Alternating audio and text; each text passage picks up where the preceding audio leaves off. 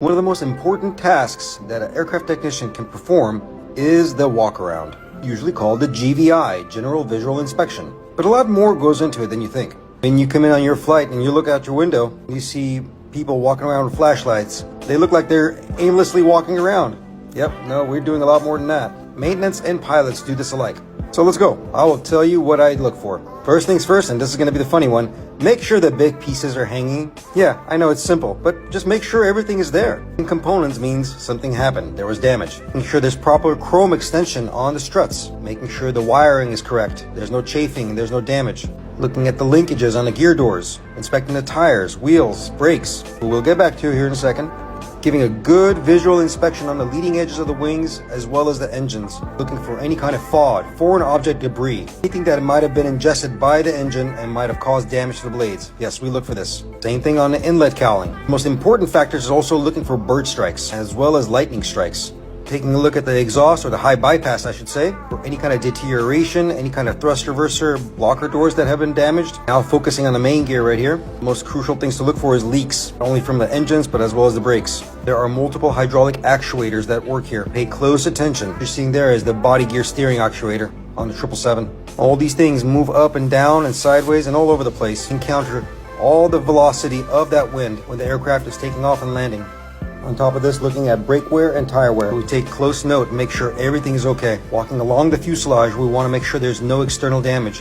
All the panels are secured, all the screws are there. Believe it or not, aircraft can fly with few screws missing. Those things are documented, will be repaired in due time. We take a look at control surfaces such as horizontal stabilizers, elevators, ailerons, and flaps. Once again, just a visual inspection, making sure everything is in the right place. No leakage, no damage. To understand, these aircraft turn around less than 30 minutes sometimes. It takes a keen eye and attention to detail to spot something wrong. We take a look at navigational lights, make sure they're operational, make sure there's no leakage from the fuel tanks. We take a look at the static wicks. It is a tattletale if there was a lightning strike, one of those you usually blow out. Give a good look at the bottom of the wing, making sure those impact-resistant doors or panels are not damaged. Taking a look at flaps, make sure there's no seals that are ruptured. Once again, attention to detail.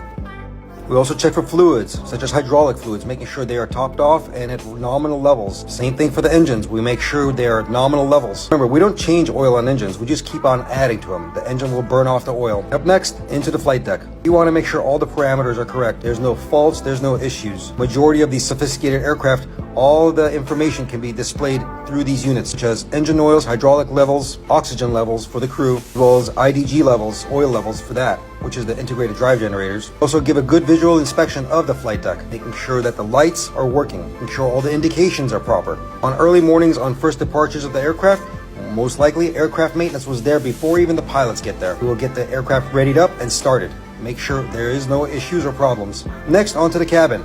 We will interface with the flight attendant panels, make sure there's no faults or issues in that department as well. And then we start doing a walk around through the cabin itself. Believe it or not, most of these aircraft will fly non-stop, day in, day out. The majority of the punishment actually comes in at the cabin itself, where you, the passenger, sits. Make sure everything is secure, all the emergency equipment is good. Take a look at the seats, make sure they are all functioning. If there's any kind of discrepancy or write-up, we will address it. But as I said, majority of the punishment aircraft take are actually in the cabin itself.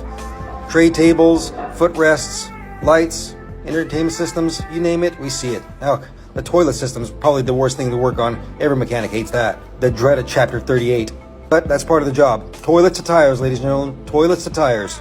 We do it all, we fix it all. Along with looking at all these seats and making sure all is good, look at the sidewalls, we take a look at the lighting, we take a look at the carpets, overhead bins, latches, galleys, coffee makers, you name it, we look at it. I have to do exactly this. I'm going extra here, telling you what I look at. And out there will sit down and say, I'm just going to follow the paperwork. When you're around here long enough, your eyes start to catch a few things here and there, and you know what's going to break first. So it's better to check now than to have a gate call later on, right at the last departure. Nobody wants to make an airplane late.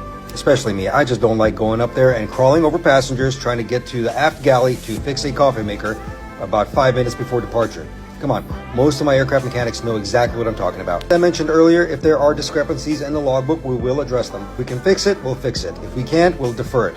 All in legality of MEL, CDL, NEF programs. If there's a system that is malfunctioning within the aircraft, we can troubleshoot it through the interface of the aircraft itself. These airplanes are very smart. We can do bite checks built-in test equipment checks, either reset the system, find out what's missing or what's broken, either replace the part or defer it. Yeah, ladies and gentlemen, that's how it usually works. That's your general walk around. I did forget to mention, we'll usually walk up to the flight deck and debrief the pilots when we get a chance if they're not running out the door because they got another flight to catch. Same thing with flight attendants. We'll ask them if there's anything wrong with the aircraft. But overall, we try to do our best, we try to get you out on time, and we try to fix as much as possibly can. Thank you for watching, have a great day, and have a good flight.